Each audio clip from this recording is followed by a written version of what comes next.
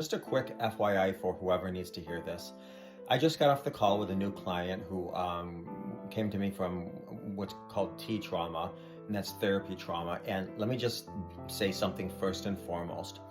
Anyone that I work with, even if I don't like or agree with anything any other professional ever said, I keep that to myself for many, many reasons. I don't know the story, the experience, what was shared, where they're coming from, so I don't judge it whatsoever.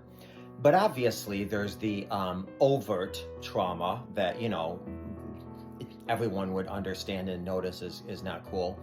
And then there's the unintentional things, such as discover your spouse has had an affair or cheated, and you go to a, whomever, counselor, coach, practitioner, therapist, you name it, and unintentionally they either are very well qualified but maybe not sensitive, or maybe they're very well experienced but maybe not, practiced, or what have you. So and I'm going to include everybody in this, including myself.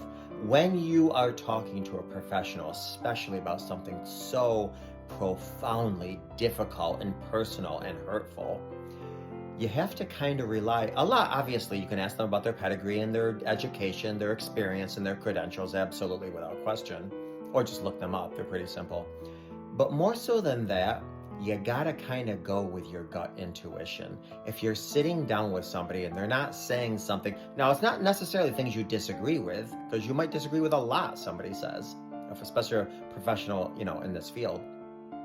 But if things don't sit well, that's what I mean. If you don't feel necessarily safe, if you don't feel necessarily like you are being completely heard and supported, again, I take that, one area. But bottom line, you have to follow your intuition. The last thing I would want is for a professional, albeit unintentionally, say something to you that causes you additional trauma because maybe they're not experienced or credentialed or what have you. So, in all areas of life, we have to be informed consumers. I don't care if you taking your car into the shop or you're calling your insurance agency. We really have to be informed consumers.